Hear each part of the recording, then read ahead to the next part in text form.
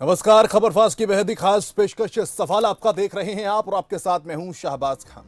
Phone आज जीवन में वो बड़ा हिस्सा बन चुका है। एक बार हम खाना खाए बगैर तो रह सकते हैं, लेकिन बिना इसके जीना अब असंभव लगने लगा है। ये वास्तविकता है जो शायद कड़वी लगे। जीवन में आज फोन जरूरत बन चुका है। ऐसे में यदि पल भर के लिए किसी का फोन किसी से दूर हो जाए तो सामने वाला बेचैन हो जाता है। जैसे वक्त बदला वैसे ही सरकार द्वारा जनता के हित में अनेकों फैसले लिए गए। इसमें एक फैसला था ऑनलाइन प्रणाली का।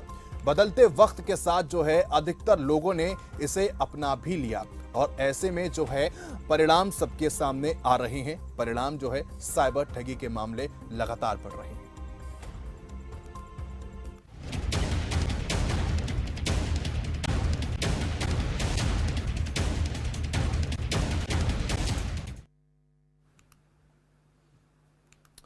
तो देश में 75 करोड़ लोग स्मार्टफोन इस्तेमाल करते हैं और आपकी लाइफ को स्मार्ट बनाने वाले मोबाइल को ही साइबर अपराधियों ने अपना हथियार बना दिया है। और ऐसे में अगर बात करते हैं कई मामलों की, तो कोई ना कोई वो चिंता जाहिर करते हुए नजर आते हैं। दिल्ली से लेकर आंध्र प्रदेश, गुजरात से लेकर असम तक देश के 9 राज्यों में 3 दर्जन से मामले यहां पर दर्ज लगातार हो रहे हैं। तो सवाल आपका, मैं आज सवाल दरअसल साइबर क्राइम के जो है लगातार मामले बढ़ रहे हैं उसको लेकर है।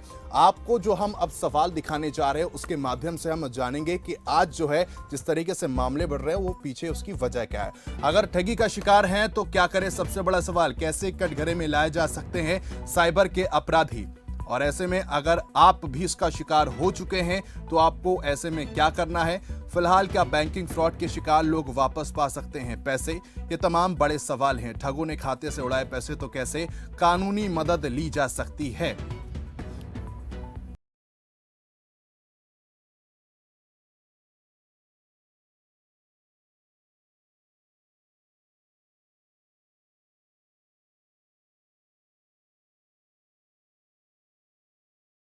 आपकी टीवी स्क्रीन पर फ्लैश हो रहे हैं और इनके माध्यम से आप अपने जहन में जो भी सवाल हैं वो हम तक साझा कर सकते हैं। साइबर अपराध जिस तरीके से बढ़ रहा है वो एक चिंता का विषय। हालांकि हरियाणा सरकार की तरफ से भी एक अहम फैसला लिया गया है और डीजीपी की तरफ से भी एक अहम फैसला लिया गया है।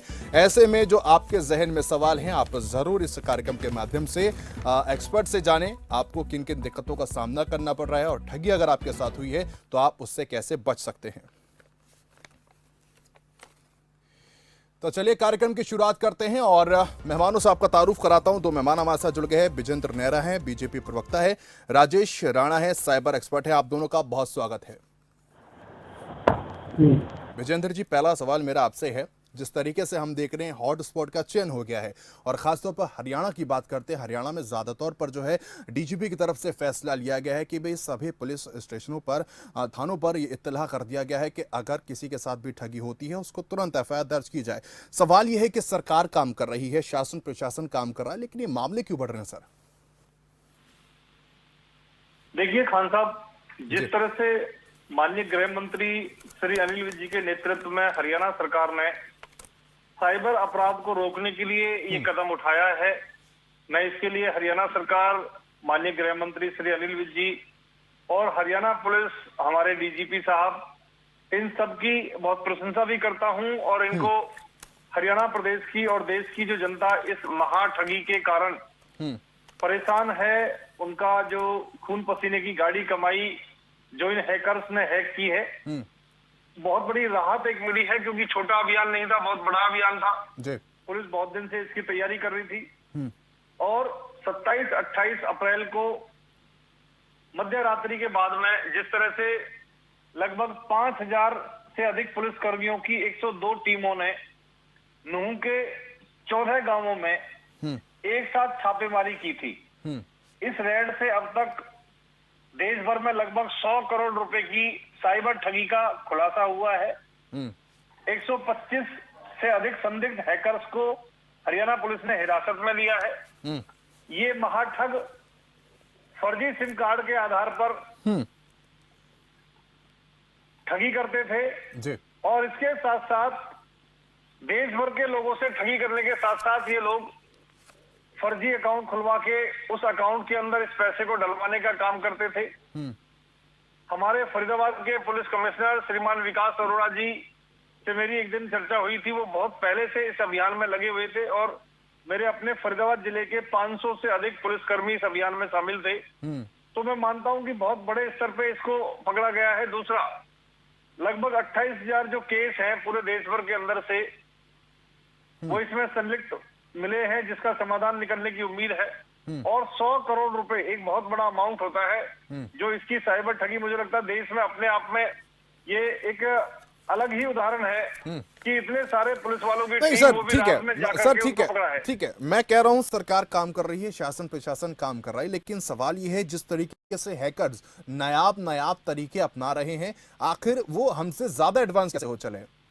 भाई इंटरनेशनल नंबर की अगर बात करते हैं, वियतनाम के हो गए, नेपाल के नंबर हो गए, वो भारत में आखिर आ कैसे रहे? क्योंकि एक्सपर्ट का सीधे तौर पर यह भी कहना है कि ये जो इंटरनेशनल नंबर होते हैं, ये होते तो इंटरनेशनल हैं, लेकिन हमारे इर्द गिर्द ही लोग ये होते हैं। देखिए खान साहब, बिल्कुल ठीक कहा आपने। इनका नेटवर्क अंतर्राष्ट्रीय स्तर पे जुड़ा हुआ होता है और पैसे के लालच में आकर लोग इस तरह के काम धंधों में आते हैं। लेकिन उनको समझना चाहिए, कम से कम हरियाणा प्रदेश के अंदर अगर मैं बात करूं तो आज माननीय गृह मंत्री श्री अनिल विज जी के नेतृत्व में हरियाणा पुलिस ईमानदारी से काम कर रही है, सख्ती से इनके ऊपर कार्रवाई कर रही है। और जो ये 5,000 पुलिस कर्मियों को एक साथ लोगों के अंदर जो अभियान है, जिस तरह से 100 करोड़ से अधिक रुपए की जो साइबर ठगी का खुलासा यहाँ से हुआ है, लगभग 125 से अधिक लोगों को हिरासत में लिया गया है। और इसके साथ साथ चाहे फरीदाबाद पुलिस हो, हरियाणा प्रदेश की हमारी पुलिस हो, वो सब इसके लिए बधाई की पात्र है। और हमारे फरीदाबाद के पुलिस कमिश्नर श्रीमान विकास अरोड़ा जी की इसमें बहुत बड़ी भूमिका है, क्योंकि बहुत पहले से इस अभियान को, और बल्कि जो दिल्ली के अंदर गृह मंत्रालय की बैठकें होती थी, उसके अंदर भी हमारे फरीदाबाद के पुलिस कमिश्नर श्रीमान विकास अरोड़ा जी ने जाकर के किस तरह से इस नेटवर्क को, साइबर अपराध के इस नेटवर्क को तोड़ा जाए, उसमें एक बड़ी भूमिका निभाई है। हरियाणा पुलिस बधाई की पात्र है। और मुझे लगता है जिस तरह से आपने कहा कि अंतर्राष्ट्रीय स्तर पे इन लोगों का नेटवर्क है, उसको तोड़ने का पुलिस का एक बहुत बड़ा अभियान है। क्योंकि मेवात एक ऐसा एरिया है कि वहां पे जाके ज्यादातर जो लोग हैं वो छिप जाते थे अपराध करके, वो सोचते थे कि हम बच जाएंगे। लेकिन अब उन लोगों को इस चीज का डर रहेगा कि जिस तरह से हरियाणा पुलिस ने एक साथ ये बड़ी कार्रवाई की है, आने वाले समय के अंदर भी अगर कोई इस तरह की बात लगती है तो उसके लिए निश्चित रूप से वहां पे बहुत बड़े स्तर पर, क्योंकि पता है ऐसा प्रतीत होता है कि भाई वो हमसे ज्यादा एडवांस है। ठीक है सर, एक दर्शक हमारे साथ जुड़ गए, आर के कालिया सर, बहुत स्वागत है आपका, जल्दी से अपना सवाल रखिए। नमस्कार जी। जी सर नमस्कार। देखिए, बहुत संजीदा मुद्दा लिया आपने, ये पहले भी कई बार आप डिस्कस कर चुके हो। पहली बात तो ये हमें खुद अवेयर होना पड़ेगा, खुद जागरूक होना पड़ेगा, मैं मानता हूँ। बाकी जो मेरे भाई साहब कह रहे थे, मैं किसी हद तक इनसे थोड़ा मुत्तफिक हूँ। पुलिस इतना खास वो दिलचस्पी नहीं देती। हमारे यहाँ दिन दिहाड़े स्नैचिज हो रही हैं, हालांकि मेरे बहुत क्लोज है माननीय भाई साहब, हमारे बड़े माननीय आदरणीय हैं, लेकिन हमारे इलाके में अम्बाड़ा में दुनिया भर का देखो क्राइम हो रहा है, तो पुलिस क्या कर रही है? कुछ भी नहीं कर रही है। वो तो स्नैचेस डेली हो रही है हमारे, डेली सरेआम दिन दिहाड़े। नंबर 1। नंबर 2, अगर कोई पकड़ा जाता है, अपराधी माफ करना, कोई भी पकड़ा जाता है, ये हमारा सीआईडी है, खुफिया एजेंसीज हैं, उसके खिलाफ कड़ी कार्रवाई होनी चाहिए। ये होना चाहिए उसका प्रावधान, उसको कड़ी कार्रवाई मिले ताकि दूसरों को एक मैसेज मिले। शुक्रिया। तो बहुत बहुत बहुत शुक्रिया आपका हमारे साथ सवाल साझा करने के लिए। ठीक है, प्रवक्ता हमारे साथ बीजेपी के जुड़े हुए नेहरा साहब, मैं आपसे सवाल लूंगा। ये इससे पहले मैं राजेश राणा जी के पास जाना चाहूंगा। राजेश राणा जी, सवाल ये है, साइबर अटैक की अगर बात करते हैं, साइबर क्राइम की अगर बात करते हैं, लगातार इसके मामले बढ़ जा रहे हैं, शासन प्रशासन इस और लगातार काम भी कर रहा है, लेकिन सवाल ये है, सबसे पहले तो आप ये बताएं साइबर क्राइम में आता क्या क्या है और इससे कैसे बचा जा सकता है? देखिए, जो ज्यादातर हमारे यहाँ पर मामले हो रहे हैं, हम इनको साइबर ठगी की श्रेणी में रखते हैं। ये जो ठग हैं, ये हर रोज नए नए तरीके इजाद करते हैं, नई नई स्कीम्स लेके आते हैं। लोगों को ये बेसिकली 2 चीजों का फायदा उठाते हैं। सबसे पहले लोगों के लालच का और उसके बाद लोगों के डर का।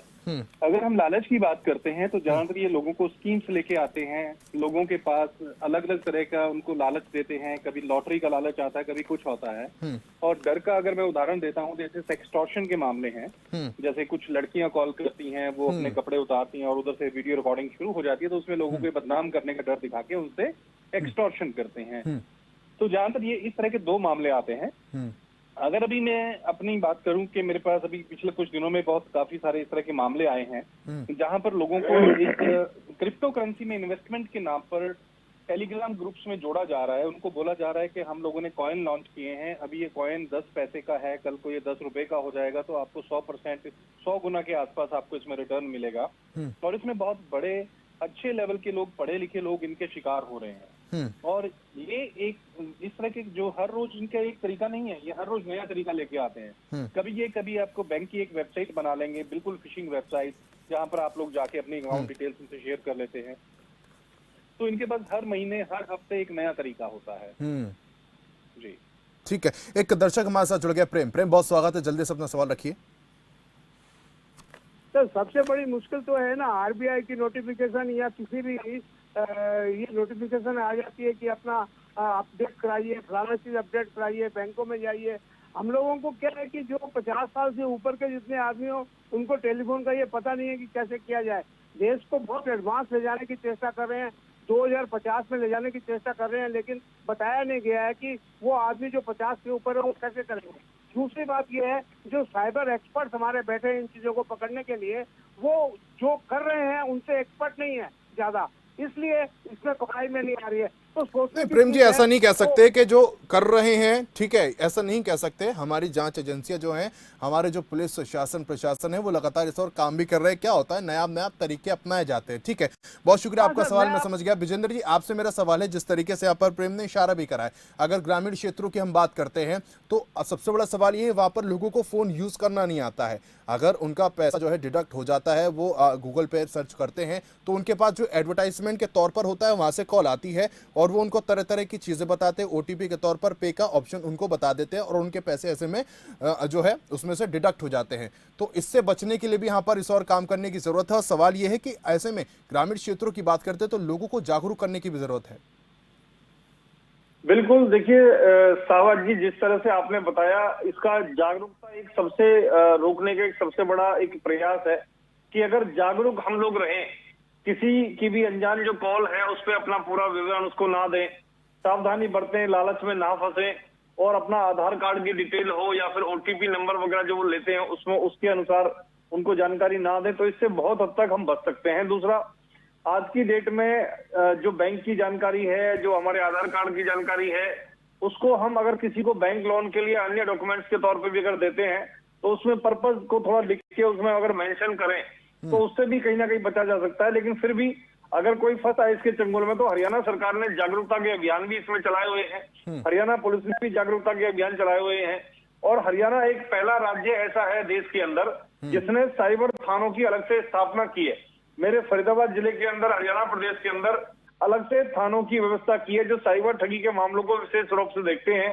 और हमारे फरीदाबाद के पुलिस कमिश्नर श्रीमान विकास अरोड़ा जी इस तरह के मामलों में अति सक्रिय रह के और खुद थानों में जाते हैं और जागरूकता के कैंप लगाते हैं और सब लोगों को जागरूक करने के साथ साथ जो पुलिस वाले हैं उनको भी अलग से इसकी एक ट्रेनिंग की व्यवस्था की हुई है। तो मुझे लगता है लोगों को बचने के लिए सावधानी बहुत जरूरी है। हरियाणा पुलिस अपना, एक कॉलर ने यह भी कहा है कि अगर शिकायत करने जाते हैं तो पुलिस वालों की तरफ से शिकायत भी नहीं होती है।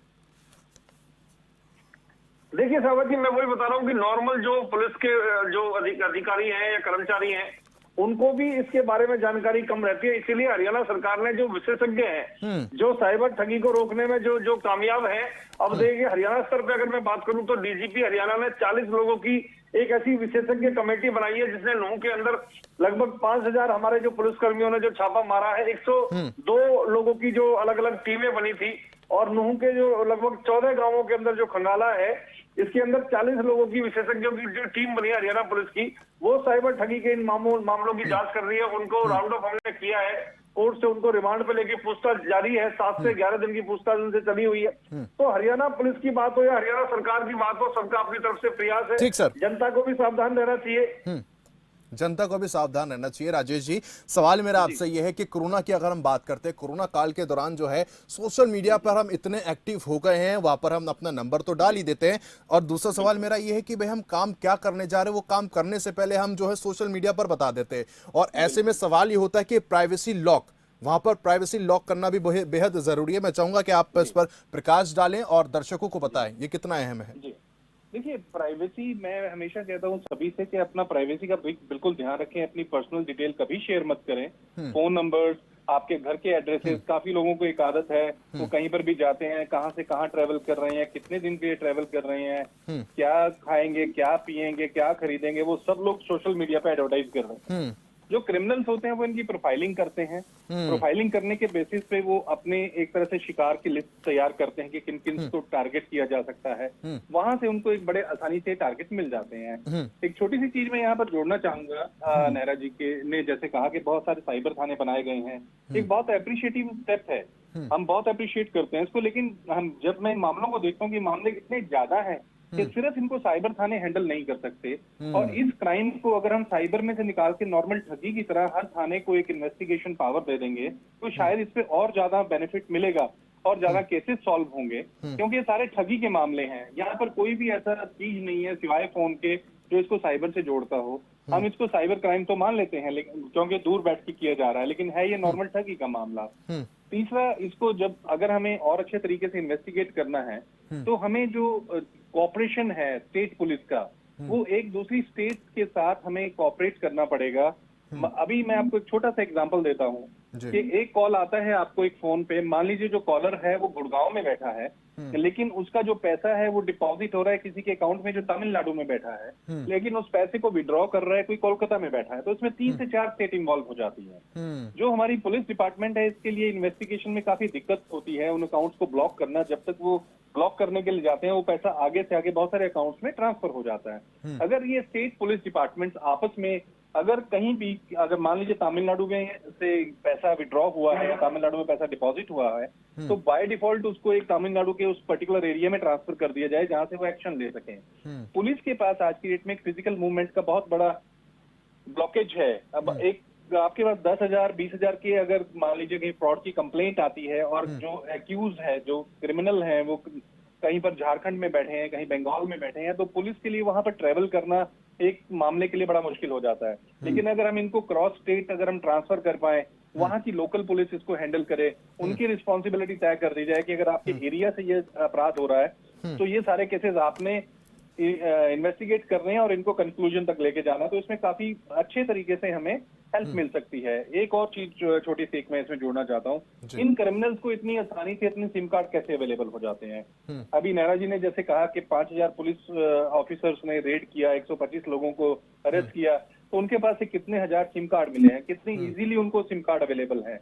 क्या हम इसकी तरफ ध्यान दे पा रहे हैं? उनको सिम कार्ड कैसे अवेलेबल है, वो किस तरीके से इतने सारे बैंक अकाउंट ओपन कर पाते हैं? मामले तो ऐसे हैं, एक पहचान पत्र पर ही कितने कितने सारे नंबर जो है ले रखे हैं एक पहचान पत्र पर कितने सारे नंबर वो ले लेते हैं। क्या हमारे पास यहाँ पर कोई इस तरह की इन्वेस्टिगेशन है कि एक पहचान पत्र पे हमारे पास कितने नंबर अवेलेबल हैं? एक ही बैंक अकाउंट किस तरीके से एक आधार कार्ड के ऊपर 10, 15 या 20 बैंक अकाउंट ओपन किए जा रहे हैं, बंद किए जा रहे हैं?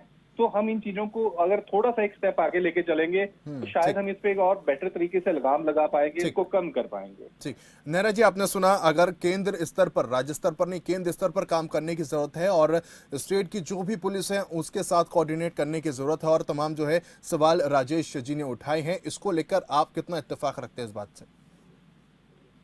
देखिए सावत जी बिल्कुल ठीक कहा है राजेश जी ने, और वो साइबर एक्सपर्ट के तौर पे अपनी जो जानकारी रख रहे हैं वो बहुत अच्छी है। और इस मामले में केंद्रीय गृह मंत्री श्री अमित शाह जी ने लगातार जो राज्यों के गृह मंत्री उनके साथ में बैठकें की हैं।